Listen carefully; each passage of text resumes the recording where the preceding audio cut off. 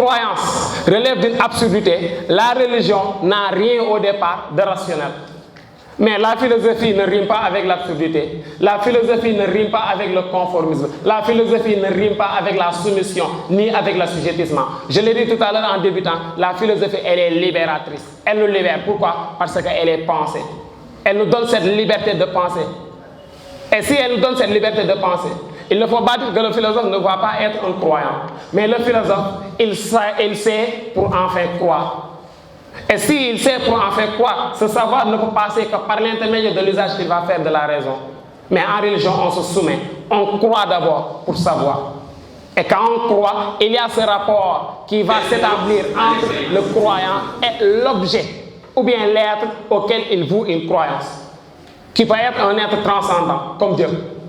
Raison pour laquelle, par son étymologie, la religion va venir du latin reli, garé, qui signifie ce qui est relié. Ce qui relie quoi? Un être, ou bien un être avec qui? Avec l'objet qui se rapporte de lui. Quand je parle de l'objet qui se rapporte de lui, c'est ce croyance. C'est ce croyant. Pourquoi je vais considérer ce croyant comme un objet? Vous allez m'excuser du terme. Parce que, je l'ai dit, il croit aveuglement, il vénère, il se soumet à quoi? À des dogmes. Quand je dis à des dogmes, c'est à des vérités qui sont établies, qui sont consensuelles, qui ne doivent jamais être critiquées, jamais être remises en question. Il n'y a personne d'entre nous qui ose remettre en question ses croyances religieuses. À la différence de celui qui ne croit pas, mais qui se contente du savoir, il ne croit pas, il sait, et en sachant, il va peut-être se donner le droit d'aller croire, mais croire rationnellement. Mais parler de cette différence entre philosophie et religion, c'est montrer toujours cette opposition radicale que l'on trace. Et souvent, on taxe les philosophes comme étant des non-religieux. Pourquoi? Parce que il y a cette non-existence de Dieu qui a toujours été débat au sein de plusieurs cafés philosophiques. Mais pour vous rassurer un peu, quand le philosophe dit, une petite parenthèse, que Dieu n'existe pas, c'est montrer que l'existence, elle est extérieure. Par ex estare, exister vient. Et si exister vient de ex estare, c'est ce qui est dehors, ce qui est visible, ce qui est apparent. Mais personne d'entre nous n'a eu à contempler Dieu. Personne d'entre nous n'a eu à voir Dieu. Dieu donc en réalité, il n'existe pas, mais il est. Ce qui est, c'est ce qui existe par essence. C'est ce qui existe dans le monde intelligible. Et dans cette mesure, on peut dire que Dieu n'existe pas, mais il est. Et si Dieu est, pour pouvoir contempler les vérités, les réalités divines, il faut essayer d'utiliser, d'une part, les lumières de la raison, d'autre part, les lumières de la foi. Et c'est ce qui va nous faire parler d'une petite réconciliation que l'on peut tracer entre la philosophie et la religion. Pourquoi? Parce qu'elles semblent avoir les mêmes interrogations. Les mêmes interrogations qui commencent par l'interrogation sur la destinée humaine. D'où vient l'homme? C'est cette interrogation qui va tracer encore une fois cette différence entre la philosophie et la religion, peut-être de la science. Ce sont les questions: d'où venons-nous? Où allons-nous? Quel est réellement le sens de l'existence? Et si ces questions ne peuvent être posées que par l'intermédiaire de la philosophie et de la religion, elles peuvent avoir des points communs. Seulement, la manière dont elles se rapportent au niveau de ces interrogations diverses. En philosophie, on utilise, je l'ai dit, les lumières de la raison, alors qu'en religion, on utilise les lumières de la foi.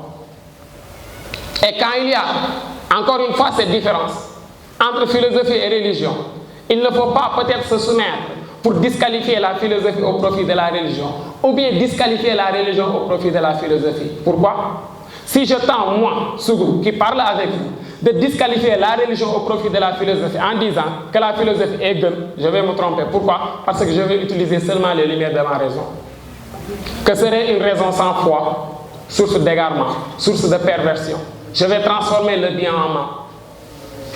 Je vais penser avoir la suprématie. Je vais penser avoir la main sur toute chose. Alors qu'en réalité, je n'ai saisi qu'une petite partie des choses.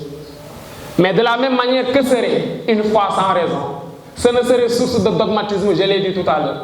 Et comme nous le savons, le dogmatisme, comme l'avait énuméré André Comte d'Esponville, va conduire au fanatisme. Le fanatisme va conduire à l'obscurantisme. L'obscurantisme va conduire au terrorisme. Et le terrorisme n'est autre que le crime gratuit.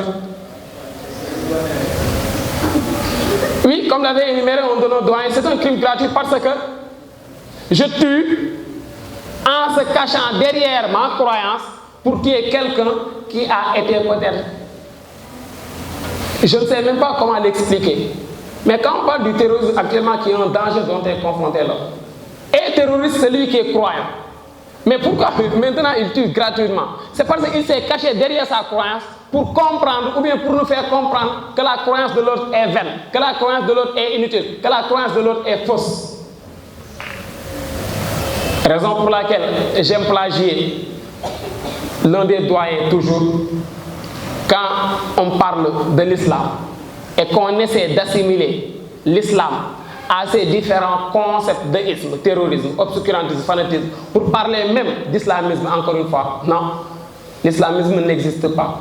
Pourquoi maintenant on a donné à l'islam un visage qui ne lui appartient pas? C'est parce qu'il y a certains qui se sont cachés derrière l'islam pour réclamer un certain statut et pour faire des actes qui peuvent être considérés comme des actes de barbarie. Qu'est-ce que l'islam nous enseigne? Comme nous le savons, l'islam n'est autre qu'une religion de paix, de tolérance, de partage et d'amour, mais aussi et surtout dans l'acceptation de l'autre dans ce qu'il a de différent. Mais comment accepter l'autre dans ce qu'il a de différent? Accepter l'autre dans ce qu'il a de différent, c'est faire usage de notre raison. Pourquoi? Parce que si la philosophie nous libère, si la philosophie elle est rationnelle, et si la philosophie se donne le droit d'avoir une pluralité de systèmes, c'est parce que cette raison, encore une fois, gouverne la philosophie. Et autant qu'elle gouverne la philosophie, elle pourrait être invitée dans le domaine religieux. Dans la mesure où foi et raison peuvent être réconciliées. Et si la foi va de pair avec la raison, on va pouvoir aboutir à un meilleur fonctionnement des choses dans le seul but de peut-être reléguer soit la religion au rang de la philosophie, en deuxième rang après la philosophie, ou bien de reléguer la philosophie après la religion. Mais l'essentiel est de faire de telle sorte que ces deux disciplines, ces deux modes de connaissance peuvent aller ensemble. Mais de la même sorte que si la philosophie n'est pas la religion, on l'a dit tout à l'heure, elle ne peut pas être la science, mais elle est la science.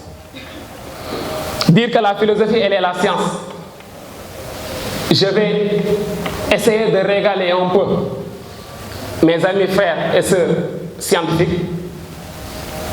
Attachez-vous bien. Je dis bien que la philosophie, elle est la science. La philosophie n'est pas la science. Quand je commence par dire que la philosophie est la science, la philosophie n'est pas la science, c'est commencer par montrer ce qu'on appelle les relations entre ces deux disciplines. Ces deux disciplines sont liées originellement. Et quand je dis ces deux disciplines sont liées originellement, c'est dire que la philosophie et la science ont les mêmes origines. Auparavant, que vous soyez mathématicien, que vous soyez physicien ou autre, on vous appelait philosophe.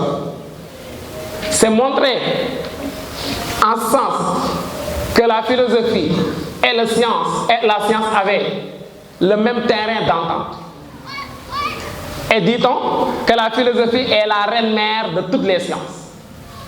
Mais il y a une séparation, il y a un discorde qui a commencé vers le XVIIe siècle. Mais avant de parler de ce discorde, ou bien de cette discorde entre la philosophie et la science, il faut commencer par montrer encore une fois les relations qui se posent et dire que la philosophie se rattache avec la science ou bien la science se rattache avec la philosophie. C'est commencer par montrer d'abord que les premiers philosophes étaient en même temps les premiers scientifiques. Et si les premiers philosophes étaient en même temps les premiers scientifiques, on a l'exemple de Thalès de Milet, on a l'exemple de Pythagore, on a l'exemple de Descartes même qui est l'un des fondateurs de la philosophie moderne, ou bien le père de la philosophie moderne, qui était un éminent physicien et mathématicien.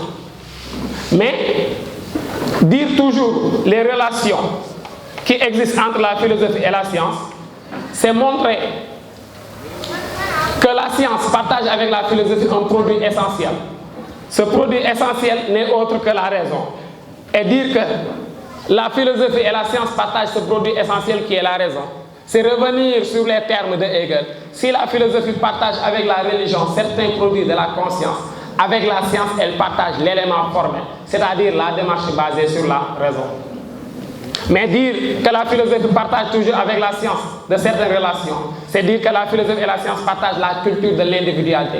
En philosophie et science, on remarque la souveraineté de la raison, mais aussi la précision sur le langage. Et parler de ces différentes relations, quand je dis de la souveraineté de la raison est souveraine.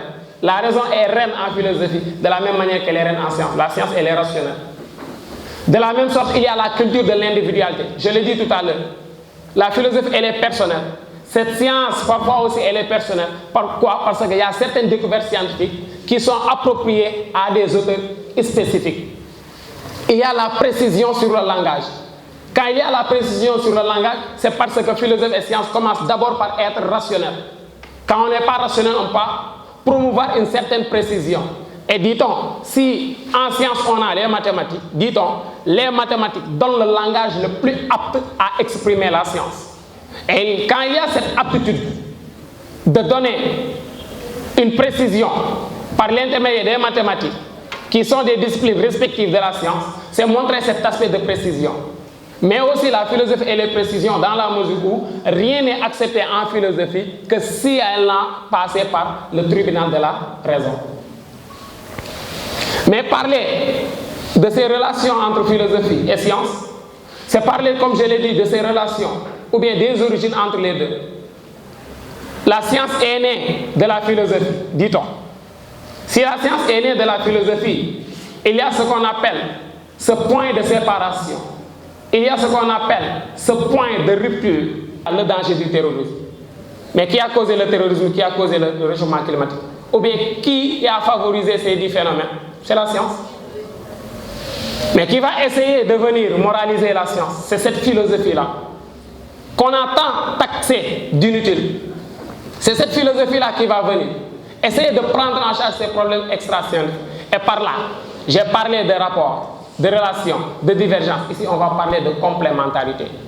Oui, disait Louis Althusser, pour que la philosophie naisse et renaisse, il faut que la science soit. Mais cette science-là, elle est en soulevant des problèmes, et ces problèmes sont pris en charge par la philosophie. L'homme est mené par deux dimensions. Je l'ai dit tout à l'heure, je l'ai répété, cette dimension spirituelle et cette dimension matérielle. C'est cette philosophie qui nous permet de répondre à ces questions. D'où venons-nous, où allons-nous, quel est le sens de l'existence? Mais la science ne peut pas répondre à ces questions. La science, elle répond à ces questions dites, des questions du concatenatio omnium rerum, c'est-à-dire la question de la succession de l'ordre des phénomènes. Alors que nous qui sommes hommes, j'ai l'habitude de le dire, nous ne sommes pas concernés seulement par cette question du comment des choses, mais aussi et surtout par cette question du pourquoi des choses. Rappelons-nous les penseurs du cercle de Vienne, du nom de Ernst Mach, Hans Reisenbach, Hans Rudolf Carnap, qui se sont inspirés du tractat logico-philosophique de Wittgenstein, qui disent que dans le monde, il y a deux types de discours. Il y a les discours doués de sens et les discours dénués de sens. Et ces discours doués de sens appartiennent à la philosophie, et ces discours dénués de sens appartiennent à... Ces discours doués de sens appartiennent à la science, et ces discours dénués de sens appartiennent à la philosophie. Donc vous voyez en quel sens il y aura ce qu'on appelle cette complémentarité pour faire revendiquer à la philosophie une certaine utilité. Encore une fois, on ne peut pas disqualifier la philosophie au profit de la science ou bien la science au profit de la philosophie. On a besoin à la fois de toutes les deux disciplines. Pourquoi? Parce que chacune de ces disciplines a un rôle à jouer dans la vie de l'homme. Quand cette philosophie va être une discipline rationnelle, va être une réflexion critique, va être un art de vivre, c'est parce qu'elle essaie de répondre à cette seule question qui est la question qu'est-ce que l'homme? Et je pense que cette question, qu'est-ce que l'homme, est répondue d'une manière intégrale dans Nature et Culture, que l'on va essayer de promettre d'en revenir. Et avant de terminer, je vais peut-être essayer de passer les salutations à ces doyens qui sont à mes côtés. Il y a M. Touré du Nord Diaz, il y a M. Wele aussi du groupe Marshall School. Je pense qu'il y a les élèves qui sont là. Et pour ne pas trop monopoliser la parole. Pourquoi? Parce que je l'ai dit tout à l'heure, il n'y a rien de plus beau chez un philosophe que ce qui sort de sa bouche. Et je pense que j'ai peu parlé, mais j'ai beaucoup parlé. Mais quand on parle et qu'on a parlé, et qu'on a encore parlé, et c'est parce qu'on a parlé, parce qu'on a été silencieux. Et j'ai l'habitude de dire que c'est le silence qui a déterminé l'homme, parce qu'avant de parler, on a été silencieux, mais après avoir parlé, on va devenir silencieux. Et rien n'est plus beau peut-être que les lèvres en repos. Et je pense que je vais plagier en ce sens Khalil Gibran qui disait on n'aura parlé que lorsqu'on a trempé nos lèvres à la rivière du silence. Et je pense que je vais revenir sur ce silence pour donner peut-être la parole à M. Diaz, avec qui on lui avait choisi un thème. Il y a cette présence encore une fois à saluer. Je le salue de passage. Et encore une fois, je vous remercie de votre aimable attention. On va essayer de prendre congé jusqu'à tout à l'heure. Merci beaucoup.